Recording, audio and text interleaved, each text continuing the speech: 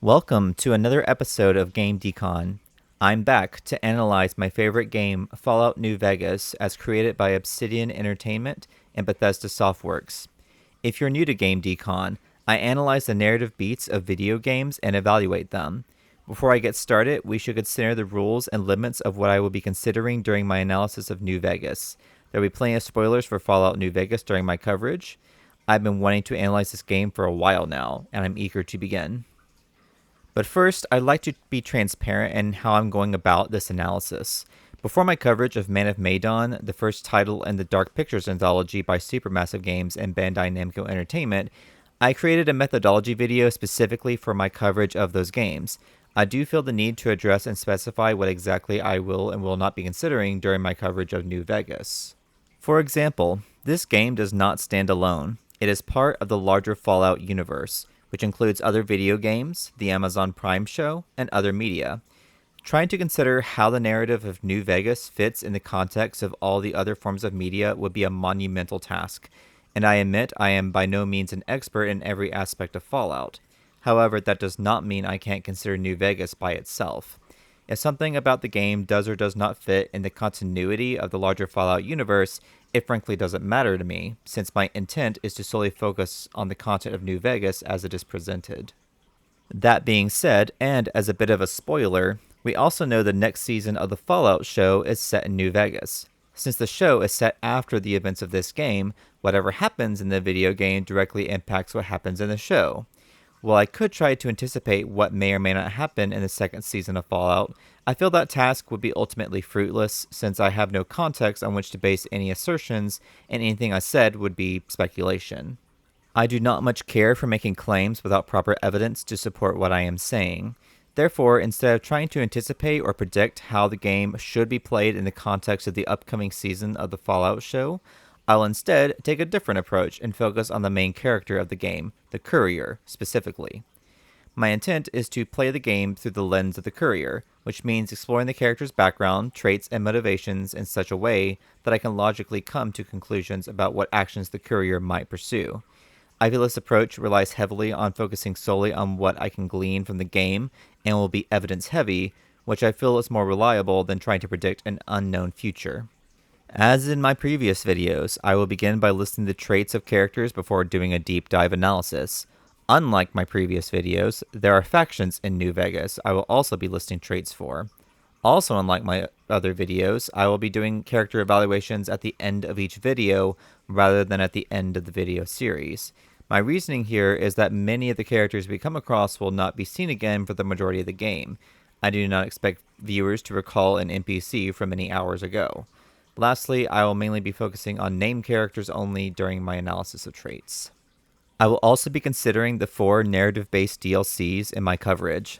Toward the end of this series, I will analyze the plot as well as any potential themes or other topics which interest me, although I may analyze the plots, themes, and topics of the DLCs on their own, since most of them could easily be standalone narratives.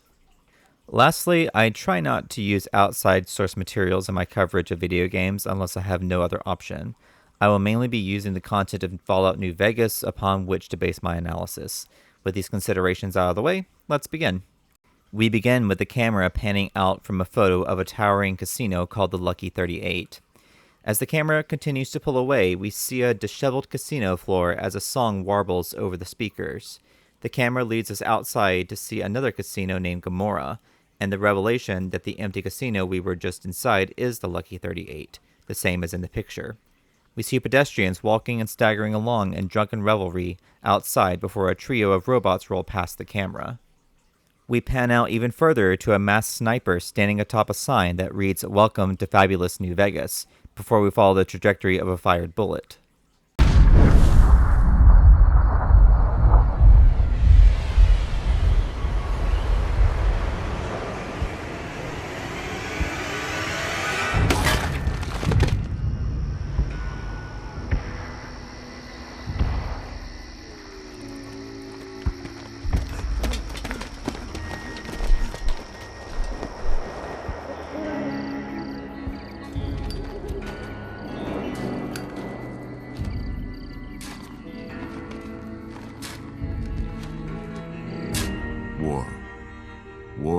changes. When atomic fire consumed the Earth, those who survived did so in great underground vaults. When they opened, their inhabitants set out across the ruins of the old world to build new societies, establishing villages, forming tribes. As decades passed, what had been the American Southwest united beneath the flag of the new California Republic, dedicated to old world values of democracy and the rule of law. As the Republic grew, so did its needs. Scouts spread east, seeking territory and wealth in the dry and merciless expanse of the Mojave Desert.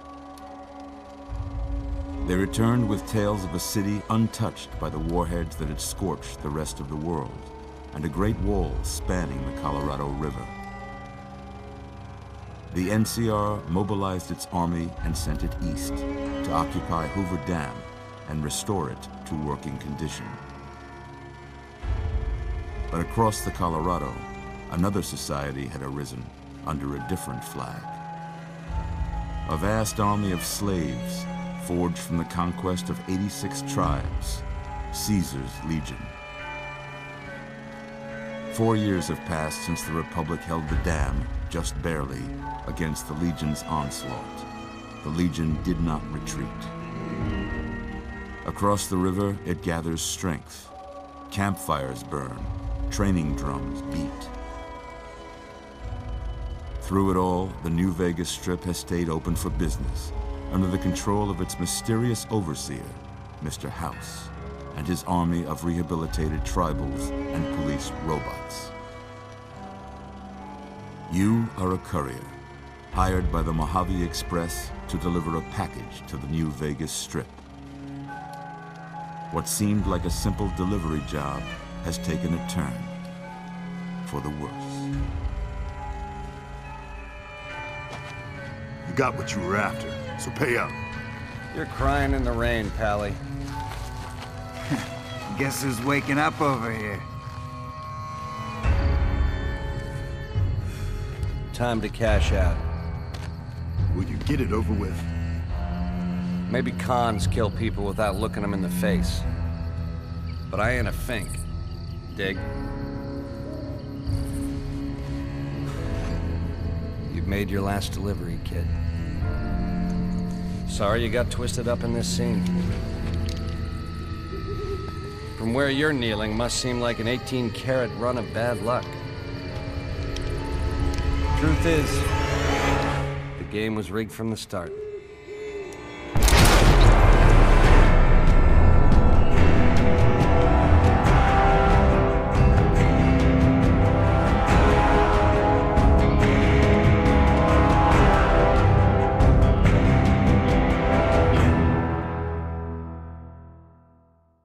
So concludes one of the most efficient intros I have seen in gaming, and I argue the best in the series. From the very beginning, the idea of deception is at the forefront as we pan away from the painting, revealing that the moon is but part of the portrait of the Lucky 38 casino. Lettering at the bottom of the sideways painting says, Viva Las Vegas 2025. Thankfully, to my knowledge, there is no Lucky 38 casino under construction this year in Las Vegas, but it's only April at the time of this recording, so there's still time. I said the idea of deception is at the forefront from the beginning, and I want to expand more on what I mean. As players, we are initially fooled by the image of the moon before the reveal that we are looking closely at a painting of a casino called the Lucky 38. This fixation on the tower is no coincidence, as the Lucky 38 will prove to be the epicenter of many plots revolving around New Vegas and the Mojave Wasteland. Far from its splendor in 2025, we pan out to see a lifeless and empty casino floor, as if everyone in the tower suddenly left in the middle of their debauchery only moments ago. Outside, we see the Lucky 38 standing still alongside other casinos on the streets of New Vegas. Though not densely crowded, we see a number of civilians and what appear to be soldiers walking the streets. Neon and electric lights flash as the solitary and ever-present moon glows far above. We can take note of the names of the other casinos and other structures in this shining city. The Lucky 38, where we began, as well as Gomorrah, the Tops, and as we pan out further, Vault 21. Before we continue beyond the walls of New Vegas, let's consider what we already know about the city. We know it is full of life and energy, and has electricity in abundance. We know people are actively making use of its casinos, and we know that there is a degree of law and order, as we see the 3 robots rolling along dutifully and their sirens blare. I also want to focus on the flag-waving soldiers staggering along the streets of New Vegas. If we pause here, we can see a mostly white flag with a single red border at the bottom. An image seems to be in the center of the white, but in this brief glimpse, we cannot see what the image is. The flag is also torn.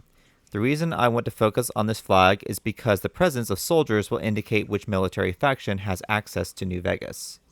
Outside New Vegas, we join the masked sniper who seems to have night vision goggles. The numbers 08 are printed on the sniper's chest guard, and a star and other image can be seen on the left shoulder of a trench coat. As of now, we cannot infer which faction the sniper might belong to, but we do see that the target of the sniper's bullet is an armed man standing near the El Rey Motel. Panning out even further, we see the towering heights of New Vegas, with the Lucky 38 rising above all other structures. The moon glows above a mountain range. A number of soldiers armed with various weapons run past a crimson banner with a yellow bull in its center. Who the faction is, we do not know at that moment, but we can infer they are not allowed in New Vegas. Panning out further still, the moon still glows on the horizon as a group of men stand around an unconscious person as another one of the men digs a shallow grave. While many of the men are dressed in matching black outfits, one stands apart, dressed in a checkered black and white suit with a black tie. He lights and smokes a cigarette in the glow of a nearby lantern. The narrated prologue begins at this point, starting with the iconic line from the Fallout games. War. War never changes.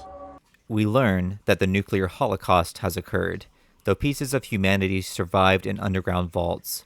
These survivors eventually left the vaults and formed new societies and tribes in the post-apocalyptic wasteland.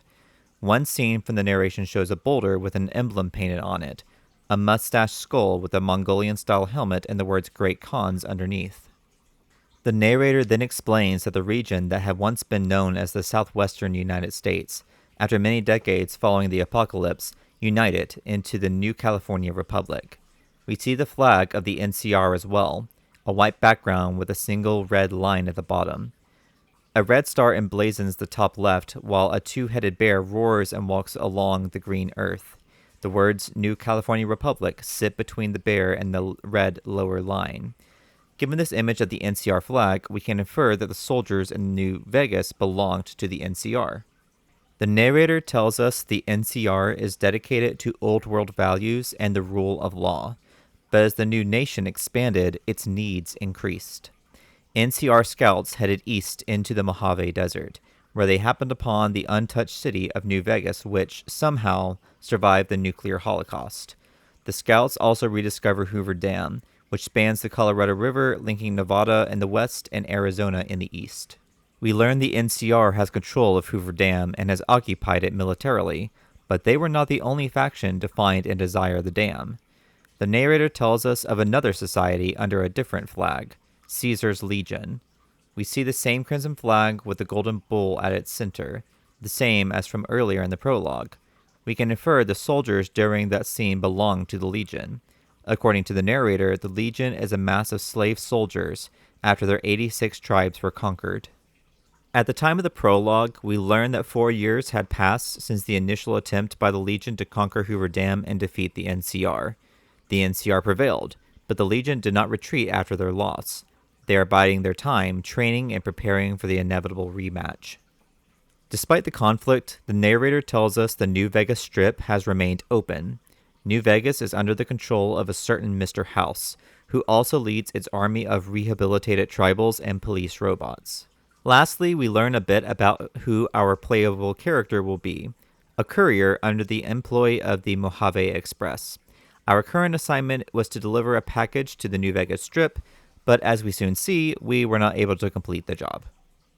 When the courier wakes, we hear some men talking.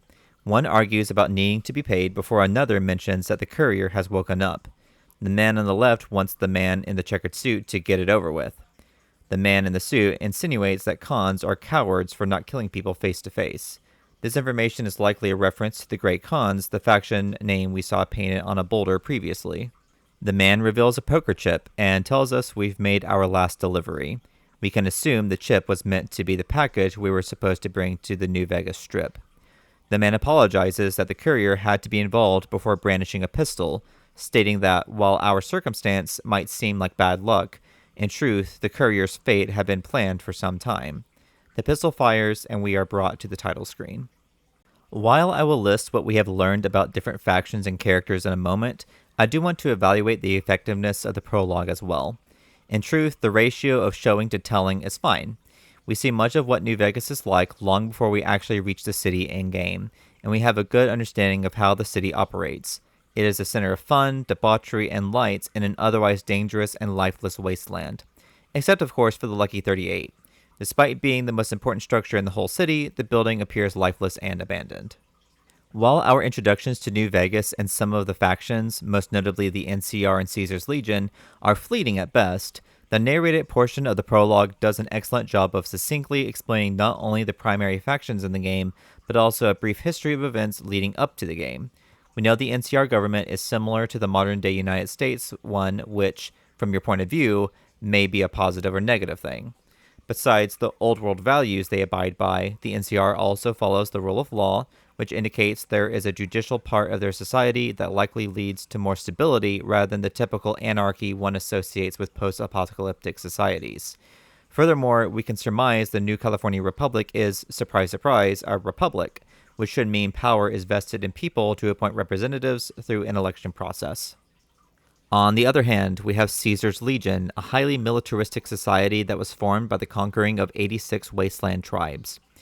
If you know your history well enough, you might surmise that this legion may be much like Caesars of old, run by an essential dictator who wields great military power to exercise control over an entire society. While we do not currently know who Caesar is in the story of New Vegas so far, we do know that the society is formed primarily of slaves, and the society's goal is to aggressively conquer. We also know that the NCR and the Legion are military enemies, with the NCR controlling Hoover Dam and likely the west side of the Colorado River, and Caesar's Legion controlling the east. The narrator also suggests that the Legion is preparing for another conflict with the NCR, and will try to take Hoover Dam once more. Both factions seem ideologically opposed, and while we know the NCR wants to hold the region likely for its resources, especially the electricity generated by Hoover Dam, we are unsure what the goals of Caesar's Legion are. Then there is New Vegas, under the control of the enigmatic and ambiguous Mr. House. He seems to have a fair amount of followers under his control in New Vegas, though we do not know much about any of them. Much about New Vegas is shrouded in mystery, and it is fine to leave some factions' motivations and traits unknown for now. The point is, we know enough to see that the Mojave is currently in a state of unrest, and multiple individuals and factions have their own plans for the region. Lastly, there's the man in the checkered suit. Working alongside the Great Khans, he has seemingly ambushed the courier and stolen a poker chip destined for New Vegas. Why the chip is important is uncertain at this point, but it is clear that this man also has his plans in the Mojave as well. The prologue of New Vegas does not overshare in its presentation of settings, factions, and individuals. We learn just as much information as we need to about the world we are about to enter, with enough mystery and unknowns to keep the plot to come interesting. The continuously panning out camera, along with the image of the ever-present moon, made for an excellent introduction to the city of New Vegas. The narration itself is succinct and effective, with the voice of the narrator himself being a perfect match for the setting and story. Finally, it's not often you see the main protagonist killed off at the beginning of the story, and while no player thinks for a second that the courier is truly dead by the end of the prologue, this development is certainly unique in terms of beginning a narrative. Let's review some of the traits we've learned from the prologue regarding some of the factions that we've come across, and also from actual characters. There's three I can technically talk about right now. Um, so first off, for factions, I have the NCR. New California Republic is what all that stands for.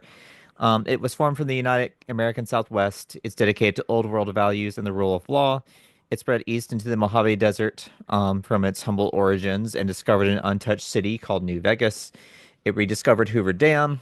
I won't say discovered because, I mean, no. Occupy Hoover Dam with its military. It held Hoover Dam against the Legion 4 years ago, and it does have access to and defends the Strip. So that last part is something that is not told to us through the narrated prologue. It is more so something that we can discover um, without having to actually go into the strip or learn anything about the faction other than what we see in the big camera pan out. So the soldiers were in New Vegas along the strip were waving NCR flags. We do know that because they're the exact same ones that are shown to us during the narrated prologue. We can also infer that the sniper outside is probably an NCR sniper, which it is. We'll see them later on too. Um, I know that one's more of a dubious claim because we don't know for certain that the sniper has anything on them that is potentially um, like the NCR, but to my credit, there was also a star on his shoulder, which might match the star that's on the NCR flag. Caesar's Legion. It is an army of slaves formed out of 86 conquered tribes. It did fail to capture Hoover Dam from the NCR 4 years ago. It did not retreat after its failed attack, and it's building strength for another. That's all we really know about them so far, besides what their flag is, which I'm not going to go into detail about either one of them. That was done more than enough. The New Vegas Strip.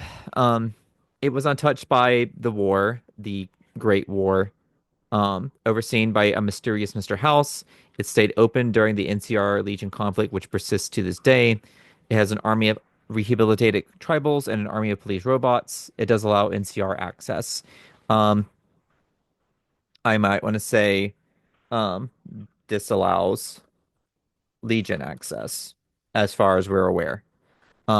We don't see any Legion soldiers in New Vegas. It does not seem to be neutral ground by any means. Um, and we'll see more of that later in the game of two, with some exceptions. The Great Khans, they're working with a man in a checkered suit. They assist in capturing the courier and willing to be involved in thefts and murder. And we'll learn more about them later. The Mojave Express, they hire the courier to deliver the package to the strip. We'll learn more about them later too once we get to Prim. The Rigged Game, that's what I'm calling that this section anyways, just because these are gonna be characters that will reappear throughout the story. And they're part of the overarching plot is what I'm gonna call that. The Rigged Game will be my code word for the overarching plot that involves the chip and the courier's quest to get it back, as well as figuring out what's going on with the Mojave and stuff like that, but not necessarily the NCR or Legion plots. The courier. Um, he is hired by the Mojave Express. I say he. I'm going to play a male courier in this game. Um, they're captured by the Khans and a man in checkered suit. He is shot in the head by the man in the checkered suit, and that's all we really know about him so far. The man in the checkered suit.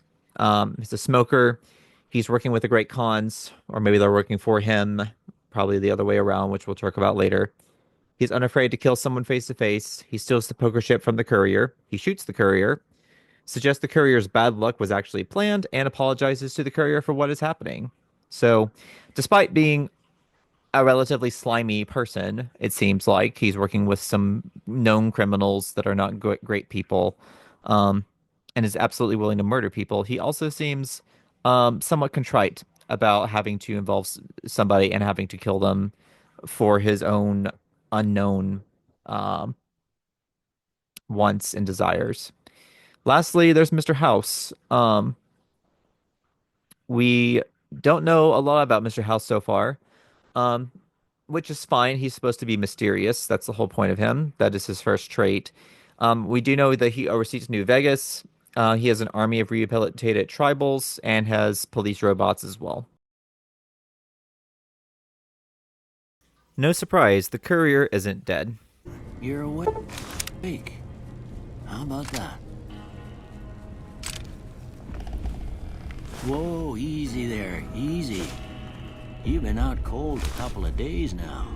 Why don't you just relax a second? Get your bearings. Let's see what the damage is. How about your name? Can you tell me your name? I'll be naming my courier Gabe for no particular reason. I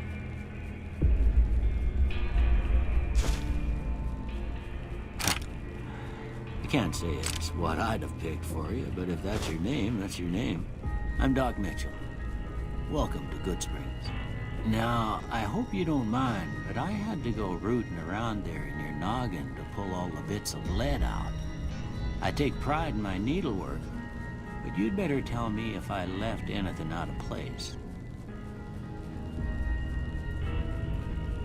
How'd I do? Okay, I'm not about to make y'all all sit through character creation, but here's a look at my courier. It's the first and last time you'll see his face in the entire game, so have fun with that. Doc Mitchell has Gabe try out a vigor tester machine, which is the game's way of setting the ability scores for my character. The doc then performs a psychological evaluation, allowing me to choose skill proficiencies and 2 other traits before walking Gabe to the front door. Here, these are yours. Was all you had on you when you was brought in. I hope you don't mind, but I gave the note a look. I thought it might help me find a next of kin. But it was just something about a platinum chip. Well, if you're heading back out there, you ought to have this. They call it a Pip-Boy. I grew up in one of them vaults they made before the war. We all got one. Ain't much use to me now, but you might want such a thing after what you've been through. I know what it's like having something taken from you. And put this on too, so the locals don't pick on you for lacking modesty. Never was much my style anyway.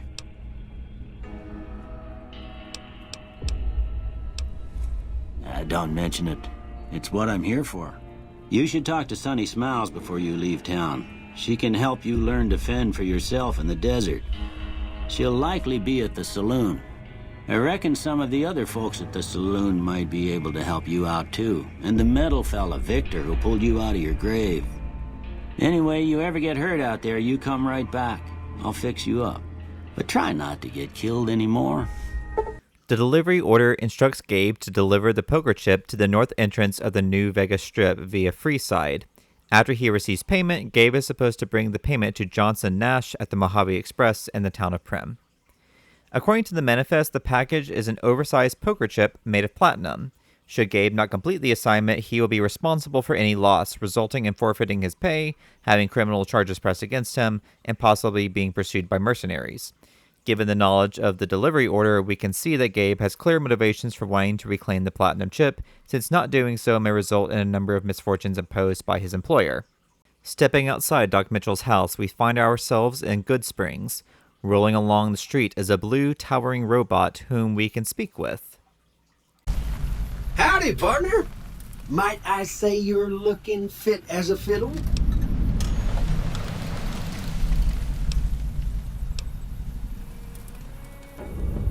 Don't mention it. I'm always ready to lend a helping hand to a stranger in need. I was out for a stroll that night when I heard the commotion up the old bone orchard. Saw what looked like a bunch of bad eggs, so I laid low. Once they had run off, I dug you up to see if you were still kicking. Turns out you were, so I hauled you off to the dock right quick. Can't say that I'm familiar with the rascals. Some of the fine folks in town might be able to help you out with that. I moseyed into town, 10, 15 years ago. Before that, I can't quite seem to recall. Odd. Anyway, it's a right peaceful town, and I reckon it's as fine a place to settle as any. I'm a Securitron. Robco Security Model 2060B. If you ever see any of my brothers, tell them Victor says howdy. Happy trails! We learn a few things from Victor, most notably that he is the one who dug Gabe up from the shallow grave and brought him to Doc Mitchell. Victor is also a Securitron and has been in Goodsprings for at least a decade, if not longer. Outside the Prospector Saloon, we meet a man named Easy Pete. He knows little about the man in the checkered suit or the other attackers in the graveyard, but does warn Gabe that the man can't be trusted. Easy Pete explains he was a prospector, which is really his way of saying he picked apart abandoned ruins for good salvage. He ended up in Goodsprings to get away from the NCR and currently helps out with the town's herds. While Pete does think the NCR has good people in it and keeps the Legion away, he also complains the faction has a habit of incorporating people into the Republic regardless of whether they want to or not. Pete also confirms the Legion is led by a man named Caesar. He also believes the Legion is nearly ready to try again to take the dam, but Pete also thinks the NCR will win. He also warns Gabe to keep himself armed since the Legion has been supposedly spotted on the Nevada side of the Colorado River. Easy Pete further explains the importance of Hoover Dam, clean water, and electricity. As he puts it, anybody who owns the dam owns the territory. Heading into the Prospector Saloon, we meet Sunny Smiles and her dog Cheyenne. Cheyenne, stay. Don't worry, she won't bite unless I tell her to.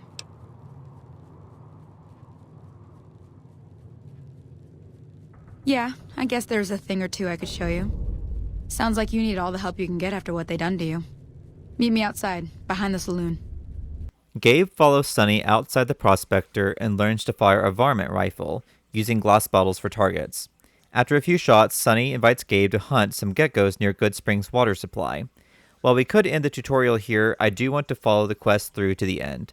After following Sunny Smiles and Cheyenne, we come across a few groups of geckos. Gabe manages to save one Goodsprings resident from the last group before Sunny helps him learn to live off the land. Gabe can learn the formula to create healing powder by combining Brock flower and Xander root. Once he successfully does so, Sunny Smiles requests that Gabe visit a woman named Trudy at the Prospector Saloon. Sunny describes Trudy as the town mom who likes to help new people. Before meeting the owner of the saloon, Gabe comes across a lone man named Barton Thorne who asks for help saving his girl, whom geckos have chased up a nearby ridge. While this mini-quest would certainly seem time-sensitive, and Barton asks Gabe to hurry, we will later see there is no real rush to complete this request. Heading back to Goodsprings, Gabe can stumble upon a skeleton in a refrigerator along the side of the road. I believe this is meant to be a reference to a scene from Indiana Jones and the Kingdom of the Crystal Skull, which came out 2 years prior to Fallout New Vegas. I suppose there could be any number of reasons the skeleton in the refrigerator could be here beyond being a reference to the film, so I'll shrug and move on. I do not have Gabe return to Goodsprings right away, and instead have him explore a few nearby locations. Open-world RPGs often become the playground of the players rather than their characters, and I did say from the beginning that I would try to focus on the motivations and actions of the courier. So, why might the courier be motivated to explore locations that have nothing to do with quests? From a very human perspective, not all people do what they are supposed to do all the time. We all get sidetracked and curious as we navigate our lives and the world, which is the fun with open-world RPGs. We explore the world at our pace and on our whims. However, I would also like to consider the setting and plot as natural motivations for exploration. As we already know, the Fallout franchise is set in post-apocalyptic America. Scavenging for supplies and food are hallmarks of most narratives of the post-apocalyptic genre, so it would not be out of the question that most people in the wasteland, the courier included, would be inclined to search locations they come across for useful items. Furthermore, consider that the courier has few possessions, although one of the starter DLCs solved that issue for me, after being shot in the head and left to die. Gay would be willing to explore the surrounding area for any items which could assist in his continued survival in the Mojave Wasteland. That being said, I have Gabe explore Goodsprings Cave, where he puts down an adorable family of coyotes, since those little wolves somehow survived the apocalypse. I do not think it is unreasonable that some coyotes might have survived the apocalypse, since much of the Mojave was spared from bombs, and caves might have provided shelter for them. What coyotes lived on during the years after the nuclear Armageddon is anyone's guess, but considering how aggressive these animals can be in the game, the animals likely hunted wasteland survivors. In the cave, we can find decomposing human corpses, which confirms that the coyotes do eat humans they've ambushed. Gabe can also find a dead ghoul in brown robes. While the game tells us this ghoul is called a bright follower, I actually want to ignore the titles of most NPCs we come across, since the courier would not know this information unless it is learned in the narrative, such as through dialogue or in-game texts. We will learn more about bright followers later. Afterward, I have Gabe visit a sinkhole called the Devil's Gullet. The hole is nothing more than a garbage dump where the courier can find some supplies, but he can also come across a bottle cap with a blue star on it. More on those later. Near Goodsprings is a white cross erected on a hill. This is the Yangtze Memorial. I am unsure if this monument is present in our world in this exact spot, but to be fair, the Fallout franchise is set in an alternate reality Earth, so we can handwave any issues with this memorial being in the wrong place from where it really is in our world. Near the memorial is a Quonset hut that Gabe can pilfer and potentially use as a safe space for rest. From here, I have Gabe travel back toward Goodsprings and to the graveyard under the water tower. After neutralizing a bark scorpion and a few bloatflies, Gabe can see his own shallow grave before finding a snow globe of Goodsprings on top of another grave. The game tells me we have found a limited edition Mojave landmark snow globe. Apparently, humanity has not changed much since the apocalypse, since people will pay enormous prices for useless baubles. When we return at last to the Prospector Saloon, we see a man in a bulletproof vest threatening a woman. I'm done being nice. If you don't hand Ringo over soon, I'm going to get my friends and we're burning this town to the ground. Got it? We'll keep that in mind. Now, if you're not gonna buy something, get out. What the hell is your problem? We finally meet Trudy, the owner of the saloon. If the courier asks about the argument, Trudy tells us Goodsprings was recently dragged into a conflict they don't want to be involved in. When a merchant named Ringo appeared in Goodsprings and asked for a hiding place following an attack, the people helped him.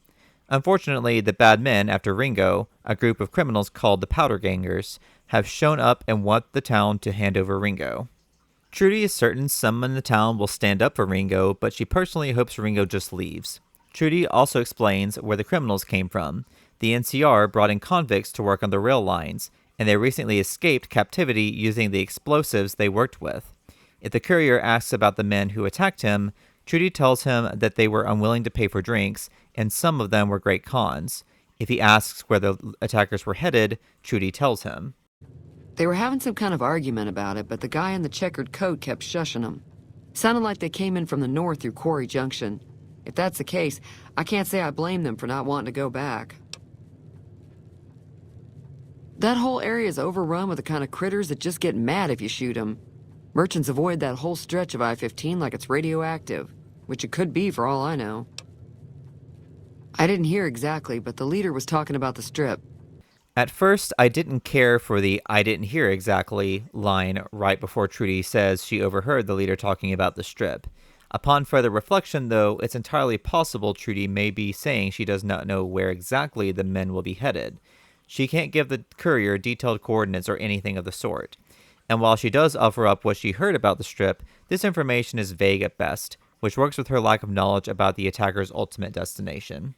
Trudy shares she does not much care for the Securitron, Victor, and says she doesn't trust it. She also reveals it has not helped anyone before, so the robot saving the courier is out of character for the machine. She also says Victor has been in Goodsprings before she opened the Prospector Saloon 7 years prior. She mentions Victor's owner may have lived in the town as well, but does not know his or her identity.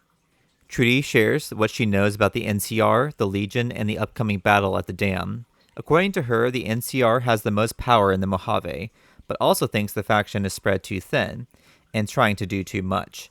She thinks the NCR wants the dam for its electricity generation, but does not know why the Legion wants the dam, perhaps to destroy it.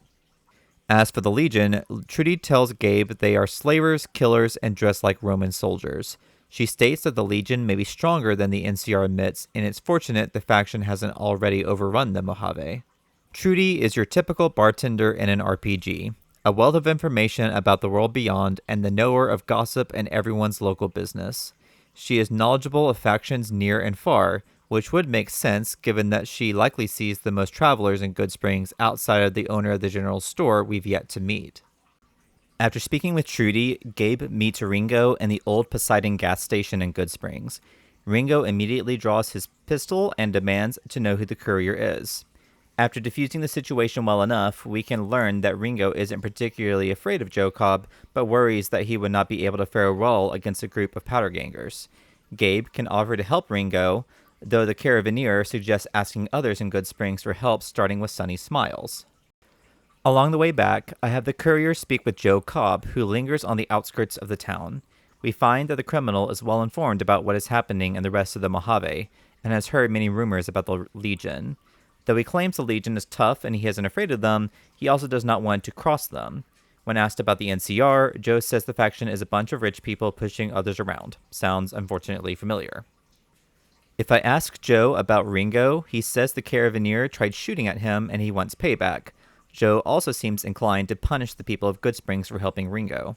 Joe also says this area belongs to his group, the Powder Gangers, ever since they staged a breakout at the nearby prison.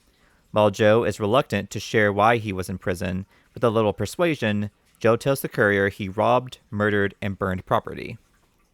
The courier starts with asking Sunny Smiles for assistance in helping Ringo. She requires no convincing at all. Her reasoning for helping is that Joe Cobb and his gang will try to attack Goodsprings regardless, which matches up with what Joe Cobb told the courier. Sunny suggests other people in town to approach for help, as well as ways to persuade them to help. Sunny can also share geographical information, and if the courier asks for work, Sunny gives him items to help him, further reinforcing that she is willing to help others. Sunny also says she hunts wild animals around the area to keep the town safe and to earn a little profit. If asked about the NCR, Sunny notes the faction can be pushy and wants to make the region their own, but at least they keep the roads safe. Surprisingly, Sunny does not know much about the Legion other than its name, which may indicate she is less susceptible to rumors unlike others in Goodsprings.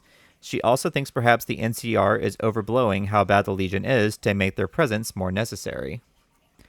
When we approach Trudy about helping Ringo and defying Joe Cobb, she admits defying the criminal is a risk.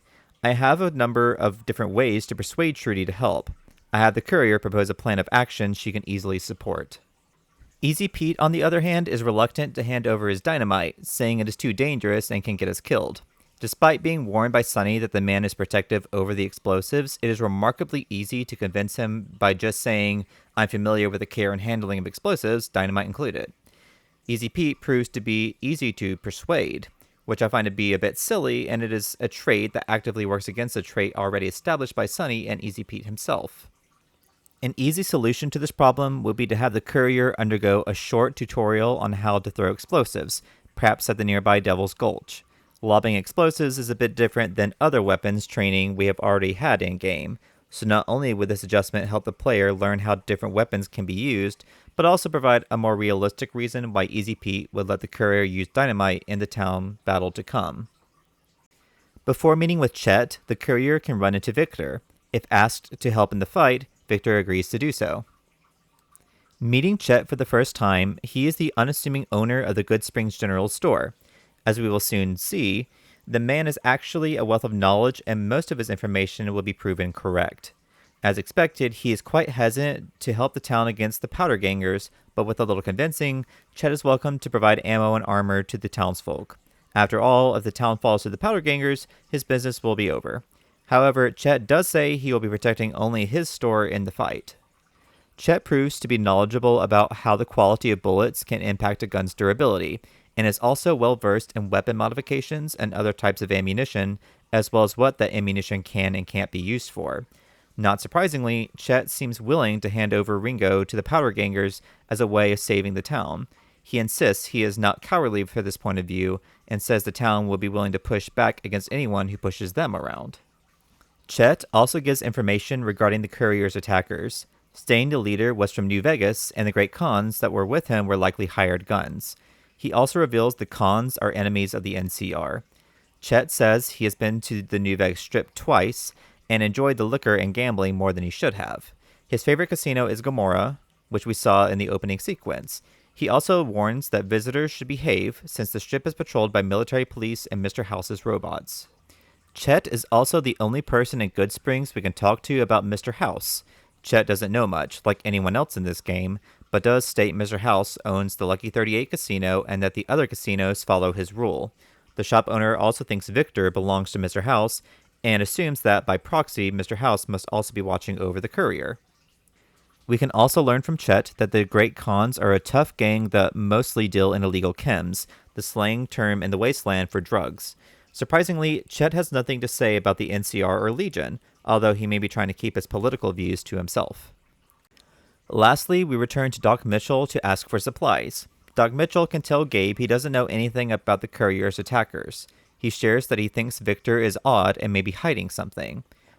Doc Mitchell tells us a bit about his background. He was raised in one of the vaults and then became a traveling doctor in an effort to help people. After that stint, he returned to marry his childhood sweetheart and says he does not miss traveling. Considering there is no Mrs. Mitchell to be found in his house, we can infer that the loss Doc Mitchell refers to is in regards to his wife. When we ask about help for the town, Doc Mitchell says, "Seems like wherever I go, it's always the same. Folks just never leave each other alone." He tells us he has a bum leg and will not be able to help fight, but gives what medical supplies he can spare. The reason I highlight the one quote is because of the concept of people being unable to leave others alone and in peace is an idea that will recur throughout this game. We have our start in the concept here, as the Powder Gangers threaten Goodsprings with their own selfish and violent desires, but the concept will continue to be developed over the course of this game. Upon returning to Ringo, the courier informs him that the town will help before the Powder Gangers arrive in force. The fight with the Powder Gangers is a good first fight and introduction to combat without the threat of being instantly overwhelmed, considering much of the town can assist the courier in the fight. Thankfully, a DLC gave me a grenade rifle, which ends the fight almost as quickly as it begins. Following the fight, Ringo pays the courier for his help despite saying he couldn't earlier. The funds are actually from the Crimson Caravan, his employer, but he insists paying the courier with them will not be an issue. Ringo also tells the courier to meet up with him at the Crimson Caravan camp once he reaches New Vegas. We can find Victor after the battle, with the robot having not fought at all. Victor claims to have dozed off during the fight, but upon inspecting it, we can find an override command was issued, causing Victor to shut down. The robot claims to not know about the override code and apologizes for not being able to help. Okay then.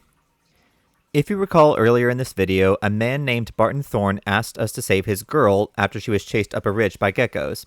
I chose not to help him right away, and indeed, once the courier clears the geckos and finds no one else atop the cliffs, Barton appears and apologizes for tricking Gabe into killing the geckos that were guarding his stash.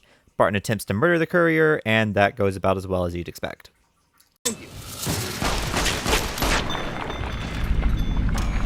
Finally, as the courier leaves Goodsprings behind, he stumbles upon an abandoned trailer in the hills. This location is called Lone Wolf Radio, and the trailer is full of electronic equipment and radios. The words "Let it all end" are painted on the inside of the trailer, and the area is littered with trash and scrap metal. Before we begin looking into the different traits of factions and characters that we've learned in Goodsprings, I do want to again reference that I will be evaluating characters, especially NPCs, once we're done with them, since we will not see any of the NPCs from Goodsprings again after this video in Fallout New Vegas. So, with that being said, here is the same chart that I used during my character evaluations at the end of my coverage of the first game in the Dark Pictures Anthology, Men of Madon. So I'm looking at a couple of things whenever I'm evaluating characters. I didn't want to do a tiered chart or anything like that, but actually just have a more, what is the word? I guess just a numbered system to evaluate characters based on certain rubric traits that I want to consider. So all the characters in Goodsprings are NPCs, besides the courier, of course. And that being said, all the characters are also going to be flat characters, static characters, whatever you want to call them, the ones that don't change throughout the course of the story. So they will have a little bit of a different way in which I will evaluate their traits, because since they don't change, one of my rubric options is development. Flat characters can't develop. We know that already. They can't change over the course of a story. That's what makes them a flat character. So the first tier is background, personality, and physical details. So those are the traits I mainly am looking at as I learn about the character through the gameplay and the narrative. Actions and motivations, I'm looking at that too. Those are things that characters do and what they're motivated to do as well. Skipping development since they won't need it. And then verisimilitude. That's just, is the character believable? That's all I'm asking. Are they a reasonable character based on what we know of them? So, with that being said, let's actually look at some of these characters in Goodsprings. I'm going to start with Doc Mitchell.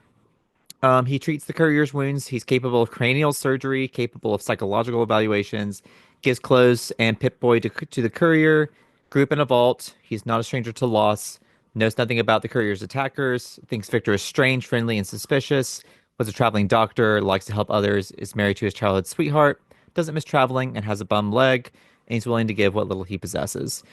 Um, I thought he was a completely believable character. I gave him a 3, which is the highest one score possible for each uh, ranking, with a total of 9. So I didn't have any problems at all with Doc Mitchell. He was very good.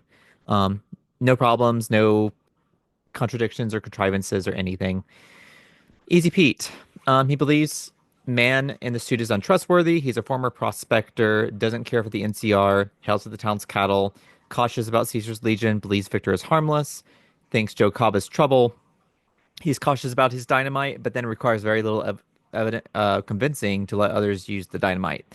That's in red because that is a direct character contradiction. And it is a problem as far as his character is concerned. So he has a slightly lower rank than everyone else. I felt like his traits, since they were contradictory, did then cause problems for his actions. So that made him a lot less believable character overall. So I just gave him a 6 total.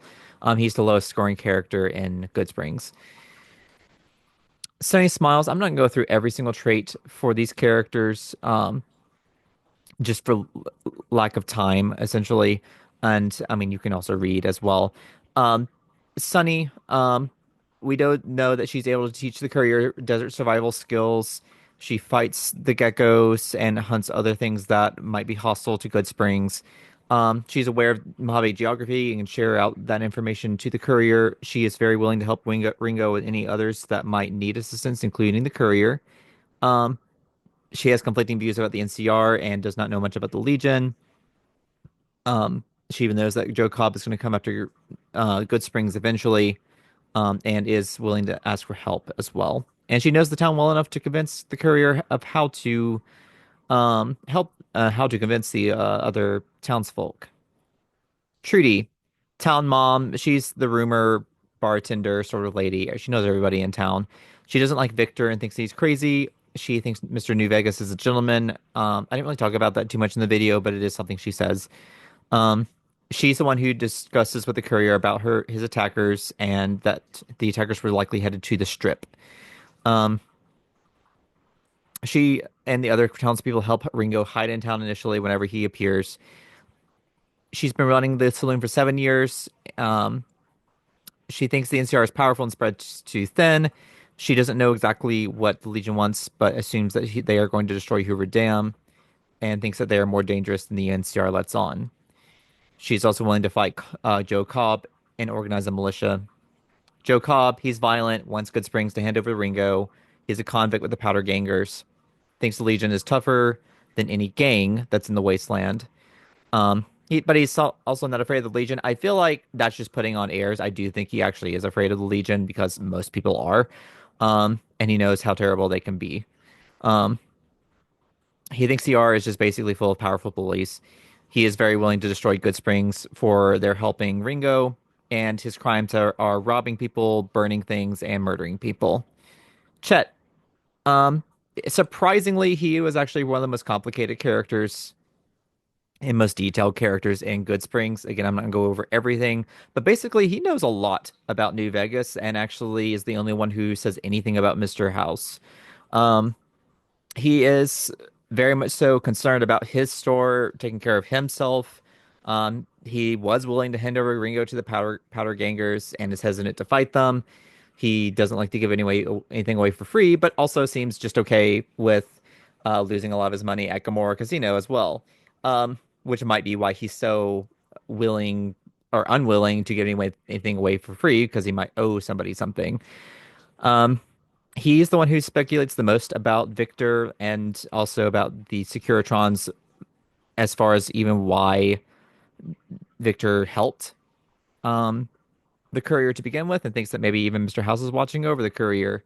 He also knows about a bunch about the cons, the great cons, and knows that they deal in illegal chems. Barton Thorne, that's the weird guy that we come across that tries to betray us. Comes up with the phony story of his girl being chased up the ridge, but he's lying about it and really just is trying to claim his own stuff, his treasure, before trying to kill the courier. That doesn't work out so well. Last is Ringo. Um, I'm not going to do anything with him as far as like I'm not going to determine if he's a good or bad character or evaluate him right now because we can see him later in the game. He survived attack by the Powder Gangers, hasn't asked for help fighting the Powder Gangers. He's cautious, he's amicable. He does suggest playing Caravan, which is a card game I absolutely do not play in the game because it is really complicated for me anyways. I'll just stick with the blackjack. That's easy enough. I can count to 21. Um, he doesn't think much about Joe Cobb. He's realistic about his situation, though. He believes Sonny may want to help him and what have you. He refused to pay the Powder Gangers toll and then fought them, but had to flee. That was his background. He lied about being unable to pay for help, and he does work for the Crimson Caravan. Basically, everybody else in Goodsprings, the reason I really didn't touch on too many of these is because I'd be repeating a lot of the same instances. As you can see, almost pretty much everybody except Easy Pete got a 9. Which I think is good. I mean, it's solid writing. None of these characters to me are that contradictory or have any real major problems with their characterization.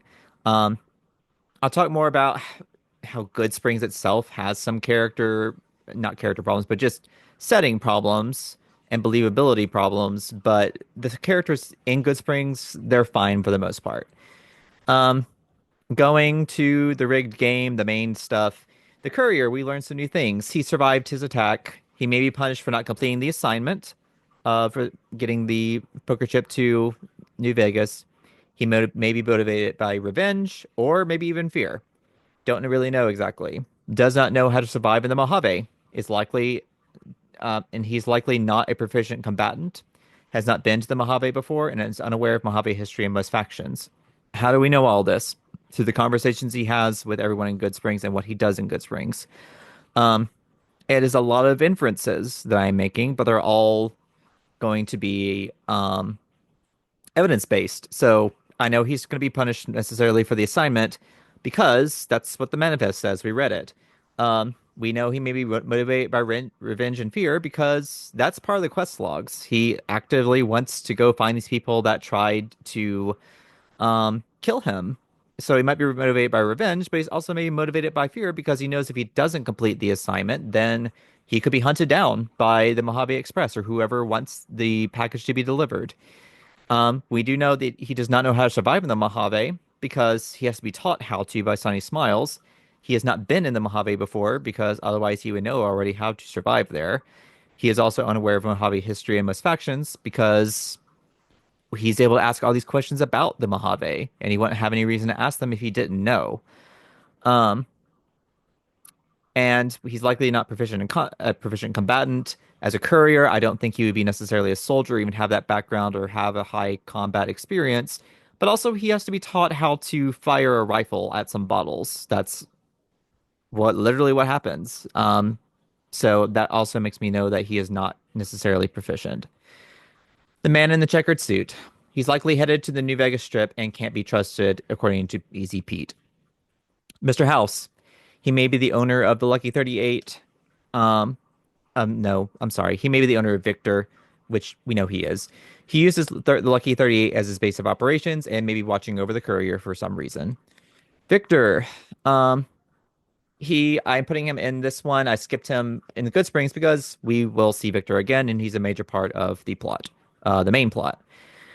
He pulled the courier out of the grave. He's happy to help strangers, supposedly, even though we know that that's not the case from other characters in Goodsprings. So it's not that that's a conflict in his character. It's that he's maybe lying or something like that. And we know that Victor is perhaps not trustworthy. He's capable of stealth because he's not noticed by any of the other bad people as the courier is being shot. He doesn't know who shot the courier, which may or may not be true. He's been in Goodsprings for 10 to 15 years. We don't know his exact origins or how he even got here. Um, he's a Robco Securitron Security Model 2060B. Has not helped anyone in Goodsprings before. Again, that's not a problem. We know that from some of the other characters. So, the fact that he says he's happy to help people in need and strangers doesn't mean he actually is. I think that is a lie for sure.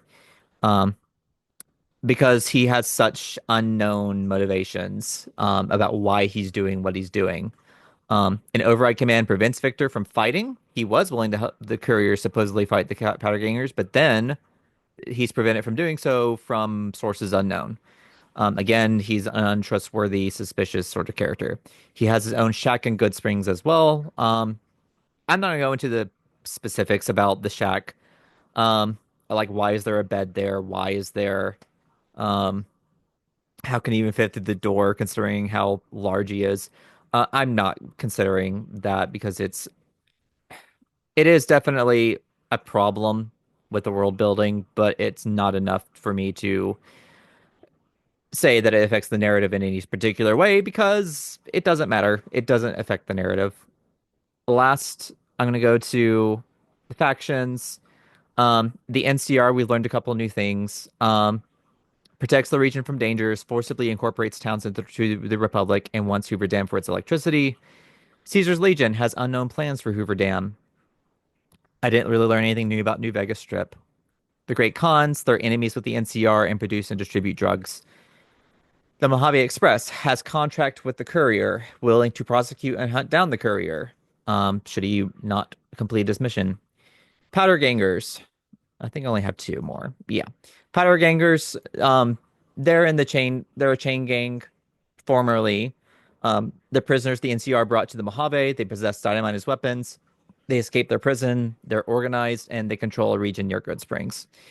There comes a caravan. They're based in New Vegas, and they are a trading and mercantile company. Before we wrap up this video, I'd also like to discuss the town of Goodsprings.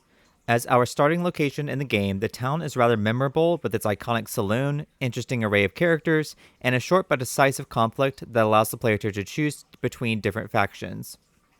Setting with Goodsprings arguably does not help the courier, since it sets the powder gangers at odds with the courier and they will attack him on sight. We can attempt to rectify the courier's standing with the powder gangers by doing jobs for them, but in reality, the criminals do not control an exceptionally large area of the Mojave and do not pose a major threat compared to the other factions. Siding with Goodsprings also allows the courier to continue bartering with the town for general goods, food, and medical supplies. I do find it slightly odd that Goodsprings is not a larger community in the wasteland, considering its ample and reliable sources of clean water and electricity. While the townsfolk do say they can stand up to criminals and other dangers posed to the town, I find this claim a bit hard to swallow considering the strength and number of the other factions. While the NCR may hold some sway in keeping the town safe, we also know the NCR does not currently hold the independent settlement, which means Goodsprings is under the protection of one gecko hunter most of the time and a half-hearted militia the other part. The settlers' reluctance to get involved in Ringo's dilemma, despite knowing how dangerous the powder gangers can be, may be a tactic they have used in the past to ensure their own survival. However, considering the helpful, altruistic nature of many of the townsfolk, I am more apt to believe that the town's remoteness may be its greatest advantage. Goodsprings is geographically isolated, situated on a road not used much by travelers on their way to New Vegas or elsewhere. The townsfolk do tell us as much, which makes it a bit easier to swallow that the town needs fewer guards simply due to it being less of a target. Despite its ample water supplies, we later see that the powder gangers are not hurting for water themselves. Indeed, water as a resource in the desert seems to not be a major factor for many factions, which is in itself a bit peculiar. The presence of each person in Goodsprings and their assigned traits are all mostly believable. I can easily see Trudy, Doc Mitchell, and Chet all settling down in this town based on what we know of them. None of the characters seem out of place. The only character whose presence is uncharacteristic is Victor, but even the townsfolk note this peculiarity rather than accepting it outright. I do like that the people have differing views on Victor as well, which can help inform the courier and player regarding how they will treat the robot. Goodsprings is a mostly believable settlement in the Mojave Wasteland.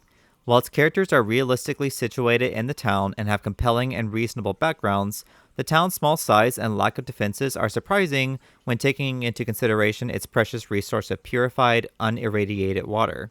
The town's local landmarks are memorable, and the Western-style shootout is an iconic start to experiencing the Mojave for the first time.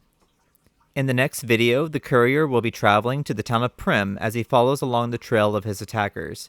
It has been a while since I posted, and while I initially wanted to include coverage of Prim and Nipton in this video, I decided to focus more on analyzing the prologue of New Vegas rather than multiple plots in various towns from the starting gate.